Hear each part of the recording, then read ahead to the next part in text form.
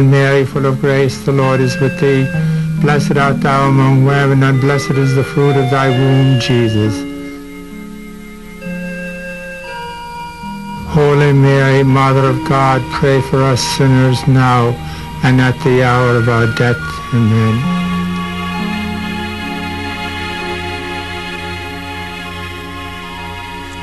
Mary, Holy Virgin, Mother of God, intercede for me with your Son, our Savior, Christ our Lord. With love you became his mother. With love you gave birth to him. With love you held him in your arms and nursed him. You saw him grow to manhood.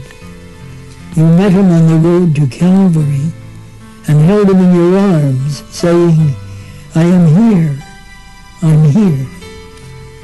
With love I beg of you, Mother, to hold him once more and speak to him with all your heart. Mother, ask God to forgive my sins and to help me serve him more faithfully. Keep me true to him until death, and someday let me come to live with him and with you forever and ever. Amen. This is the Family Rosary Crusade of Father Patrick Peyton. In the next 30 minutes, let us open our hearts to God and let us bind our families together.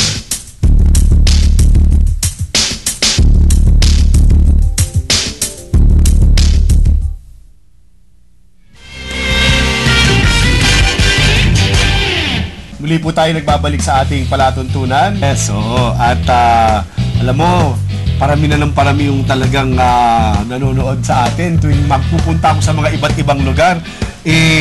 Nagugulat ako na sikat na rin pala ako. Ito talaga, Father.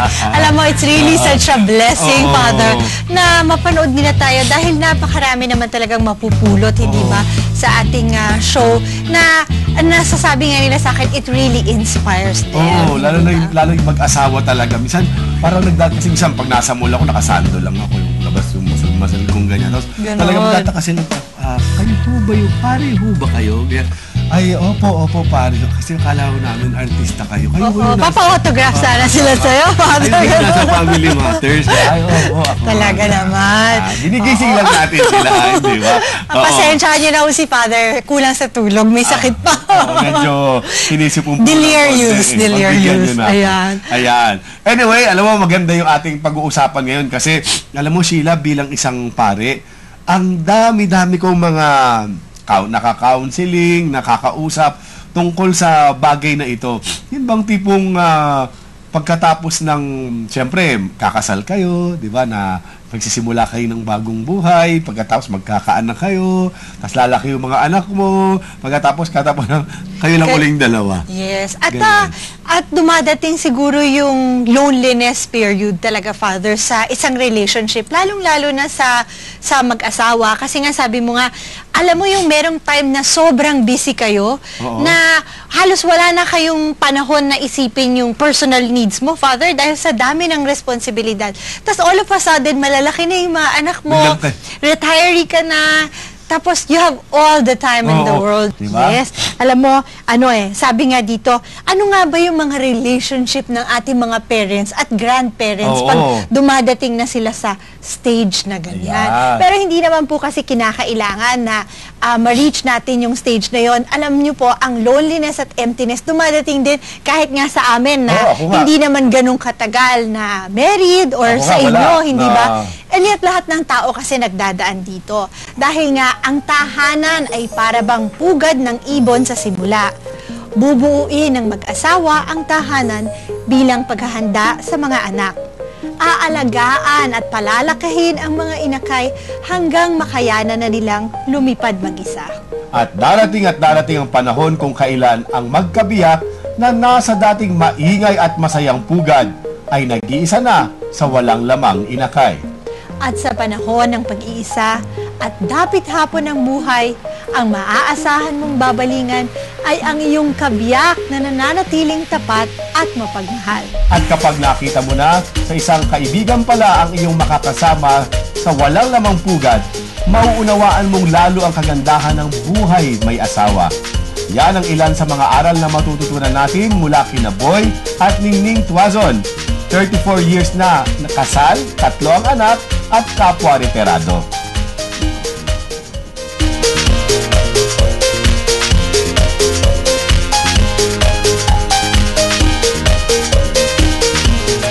Good morning, Tita. Hi, good morning. Maraming salamat po sa inyong pagpapaunlak sa aming palatuntunan. Sa pleasure. Alam mo, Father, sabi mo nga kanina, akala ko 34 years of marriage. Oo, kaedad ko ulit. Yan na nga hinihintay ko sabihin mo. Hindi ko muna yung aking kotse. Kung ang daya mo, meron ka. Alam mo, nag-research po si Father. Ikaw na ngayon, Ako Father. nag-research ko na bumasa. Ganon. Sabi nila, these are the common mistakes of empty nesters. Ano nga ba yung mga challenges na pinagdadaanan natin? Siguro po magsisimula tayo dito sa no goals and no direction. Minsan, dahil sa napakadami na nating oras, hindi na natin malaman ano nga ba ang gagawin natin sa oras na Pang araw-araw na buhay dahil lalo't retired na. Actually, we keep ourselves busy. Halimbawa, nakakatulong na rin sa aming kalusugan yon. Si Ningning mahilig meron siyang aerobics class. wow. Ako naman, meron akong mga walking buddies. Paikot-ikot kami sa subdivision pag umaga. Then once in a while, nagsuswimming kami. Wow. Then of course, we always still spend time with our children. And then, yung usual routine namin, pray the rosary before going to sleep. Ganon. At siguro tatanong ko may nabasa ko dito eh. Frankly, sabi dito, married couples often need to rediscover their relationship with each other. Nung bang nag-retire na po kayong dalawa, ano yung mga na-rediscover ninyo sa isa't isa? Kasi syempre, nung nagtatrabaho pa kayo, busy eh. Diba? O ang focus sa work. Pero nung nandun na kayo sa bahay parehas, ano po yung na-rediscover ninyo tungkol sa isa't isa? Si Tita, ano? Actually, ang pag-aasawa para sa akin, walang katapusan ng pag-discover mo sa spouse mo. Palaging, ganito pala to. Diba? Ganito pala to. Ganito pala ugali nito. So, I keep on adjusting siyempre, di ba? Wala namang hindi naman pwedeng, kahit na ilang taon na kayo magkasama, kilala mo na yung spouse mo. Hindi ako agree doon. Tama. At minsan po, hindi ba, as you get into the relationship, parang you grow together and sometimes nag-iiba din yung personality ng asawa because of the work, maybe because yung babae is, swamped with the obligations for the family. So, tama yung sabi ni Tita na you constantly rediscover each other. Pero Father, siguro pupunta ako dun sa pangalawa nating topic na compensating extra time with extra work. Hindi po ba minsan, ako guilty ako dito pag merong konti akong nakitang puwang sa schedule ko, gusto ko siksikan ko ng punong-puno talaga hanggang sa sayang 2 oras, pupunuin ko pa to. Sabi nga ni Tito, minsan ba nakaka-cause po ng stress kapag punong-puno yung inyong schedule? As you said, meron kayong daily exercise routine, meron kayong dating. Minsan ba nakaka-cause ng stress po ito? Pagka sa pamilya, I never experienced that Kasi gusto ko rin naman, I want to spend time with them, yung mga children. Siguro po, tatanungin ko, dahil minsan sa kabisi-bisihan ng ating schedule, we fail to rekindle the romance. Minsan, nawawala na yung romance sa relationship, di ba? Lalo-lalo na, Father, kapag medyo, sabi mo nga, yung iba, 2 years pa lang, wala na yung romance, hindi ba?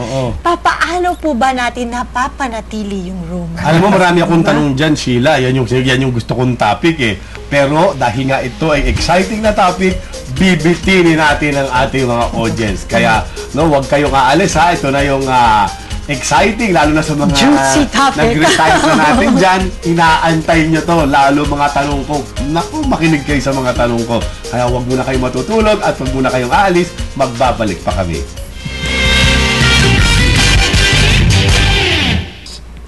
nakita ko yung uncle ko doon. Sabi sa akin, boy, sino ang namimiss mo? Si Ningning o yung anak mo? Sabi ko, walang kagatol-gatol. Sabi ko, si Ningning pa rin, sabi ko.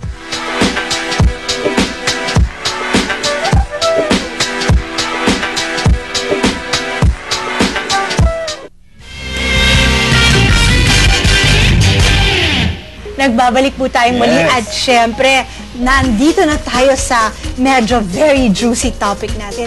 Papaano nga ba natin to keep the fire burning? Hindi ba? Kasi nga, alam niyo, nag-break tayo, nagsisimula na nga ako nababanggit ko na alam niyo po tita, ang daming mga couple na, minsan mga babaeng nalapit sa akin na yung pagka nag-retire na, tapos sila na lang magkasama.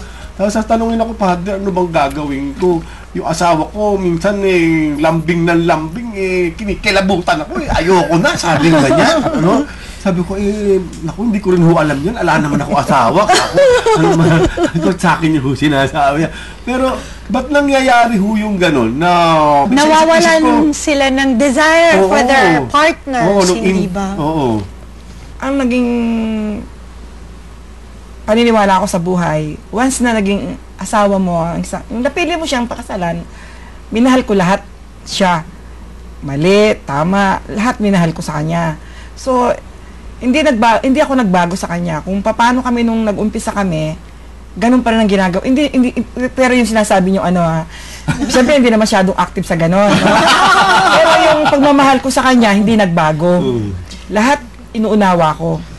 Hindi ako nagbago, magkatabi. Yung sabi, kinukwento mo. Kanina kasi during the break, we were talking about it na yung iba po separate bedrooms na. Hindi na sila natutulog. Ako may mga kakilala ko dahil naghihilik laang, sa iba na natutulog. Or kung hindi separate bedroom, separate beds. O kaya merong iba na yung parang dati na pagbibigyan, ngayon hindi na yung, kasi merong mga asawa na hindi makatulog ng walang TV. Ay, malaking issue yan. Napakalaking issue niya. Paano hindi ko makatulog, Father, na walang TV? Ayoko naman ng may TV. Kaya doon ako natutulog sa Kami talaga, mahaba pasensya ko. Siguro talagang mahal na mahal ko siya. Talagang, kasi pag mahal mo ang isang tao, talagang unawaan mo siya palagi.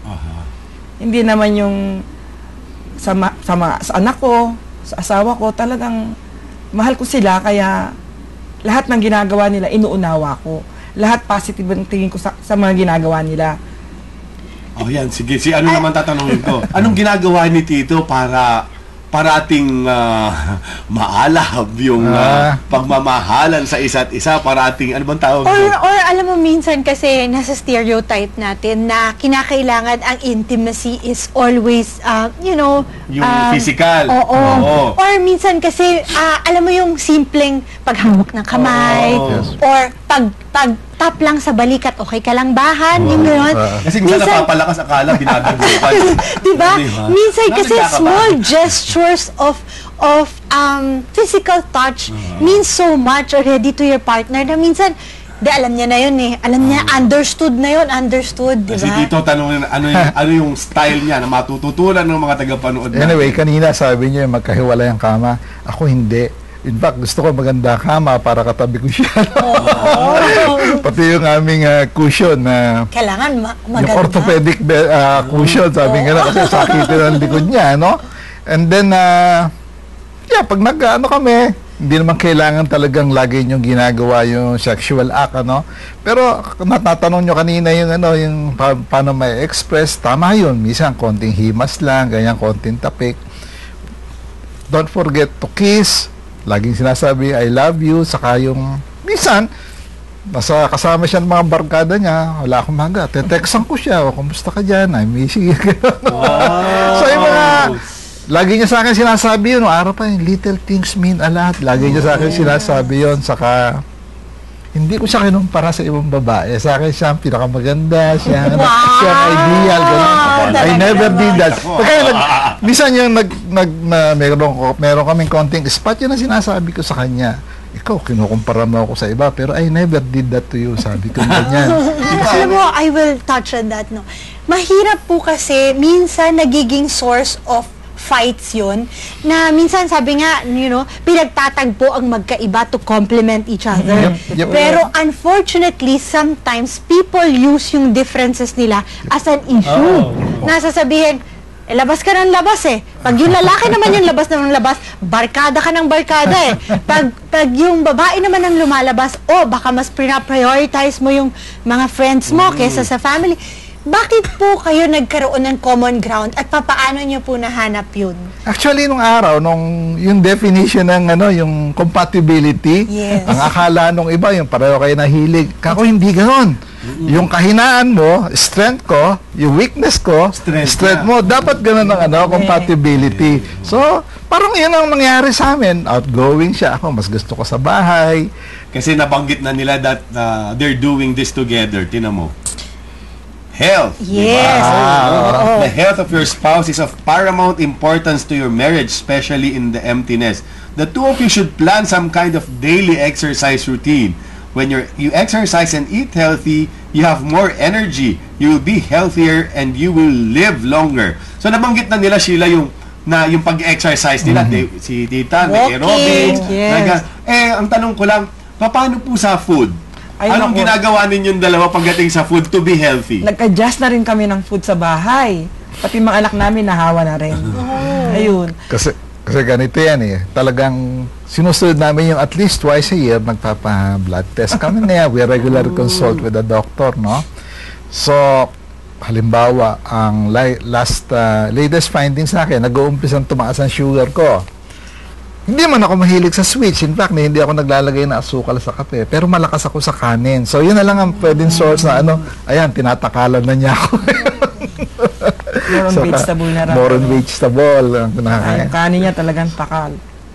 Pero ako lang, Father, kasi madaling sabihin, mahirap gawin. Ay, ginagawa namin. Hindi Agree. po, paano po ninyo nasimulan yung routine ng pag-e-exercise?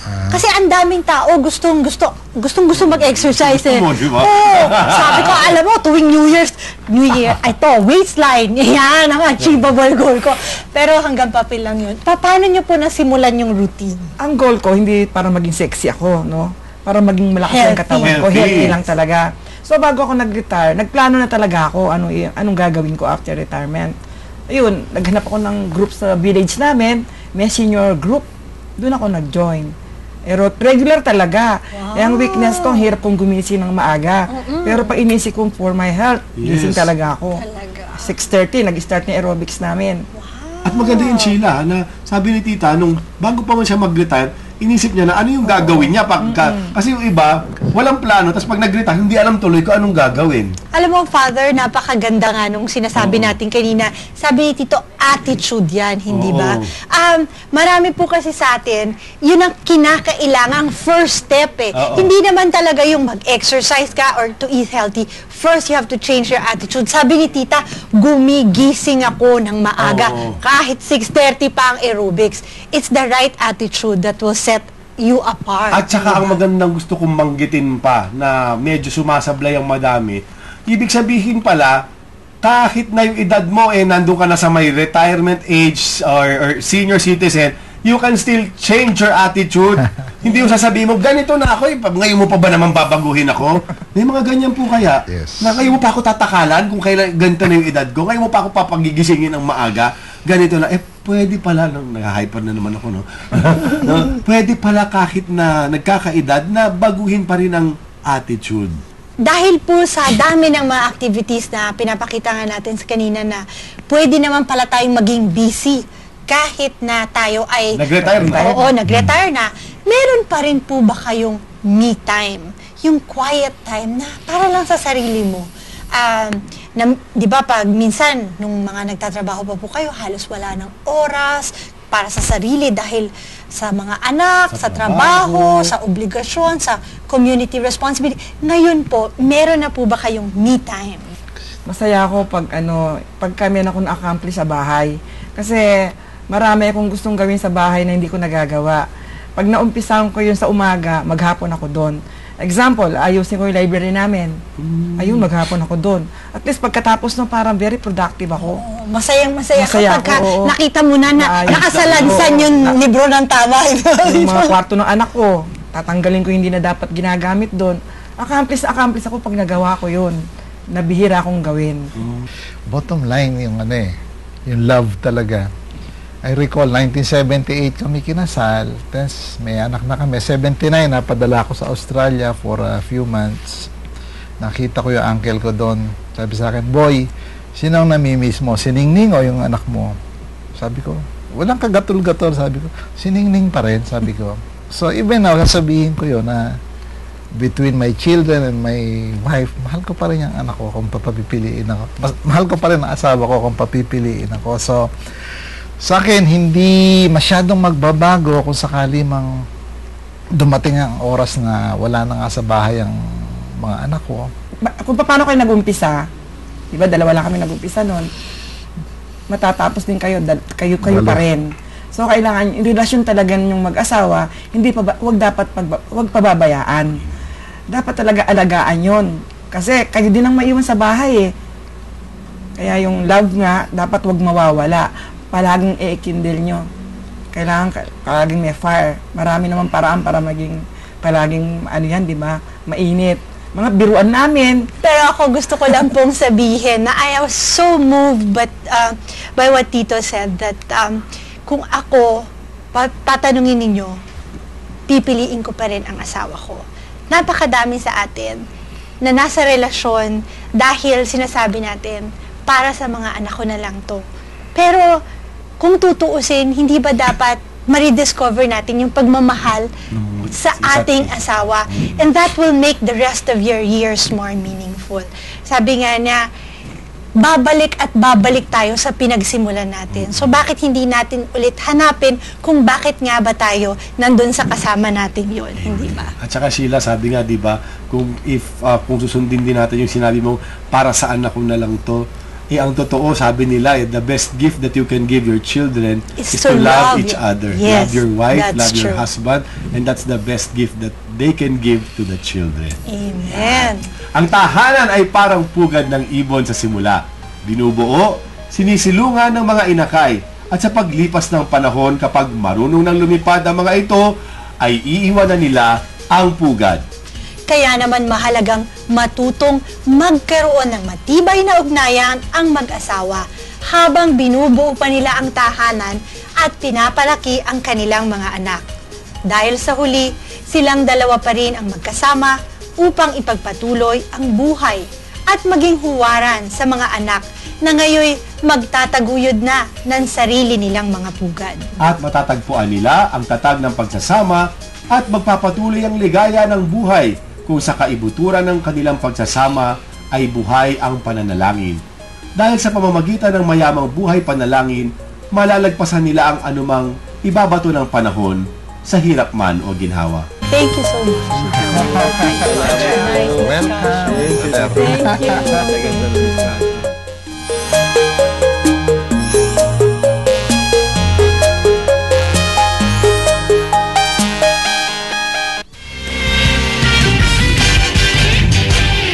Cry out with joy to the Lord, all the earth. Serve the Lord with gladness. Come to His presence with sounds of praise. Lift your voice, sing unto the Lord.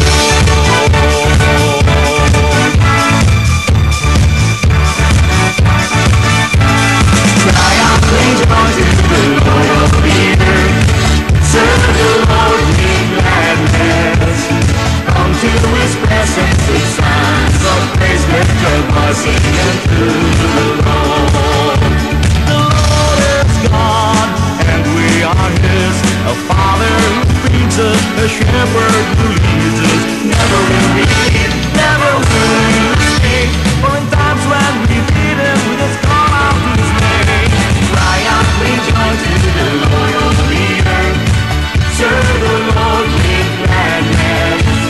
Come to His presence with sounds of praise. Lift your voice, sing unto the Lord. The Lord is great.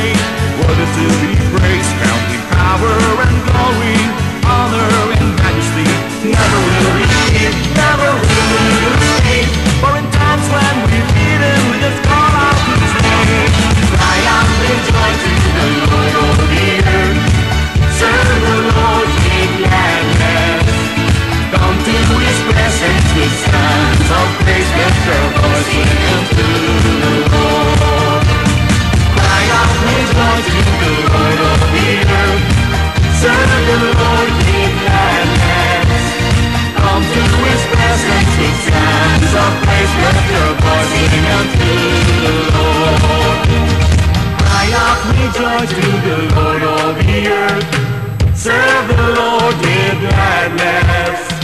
Come to His presence with sounds of praise. Let your voice sing unto the Lord.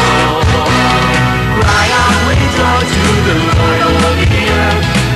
Serve the Lord with gladness. Come to His presence with sounds of praise. Let your voice sing unto the Lord.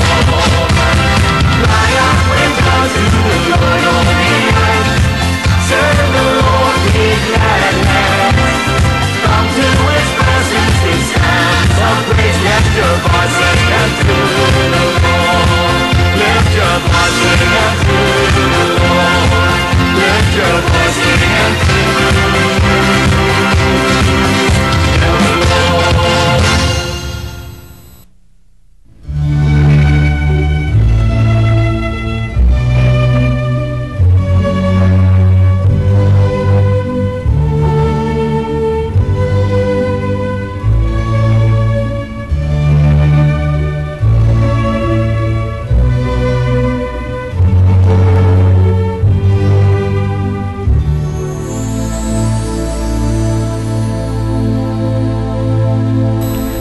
For a favor through the intercession of servant of God, Father Patrick Peyton.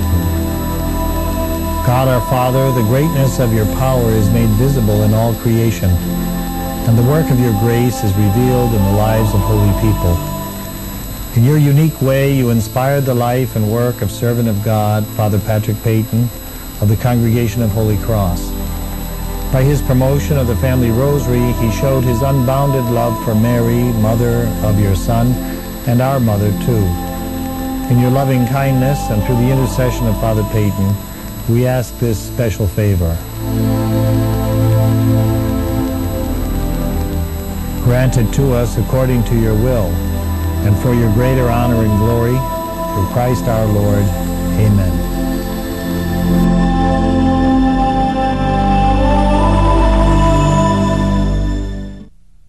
I hope this program gave all of you comfort, courage, and hope. Its purpose is to help families in their struggle against the many evils, tearing apart family life and moral values today.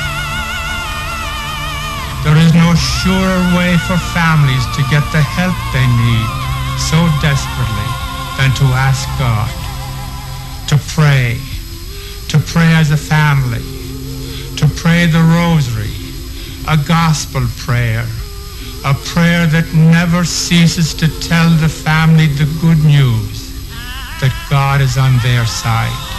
Ponder the message of this program deeply within your hearts, and may its joy move your family to join the millions throughout the world to proclaim the truth of the statement, the family that prays together stays together.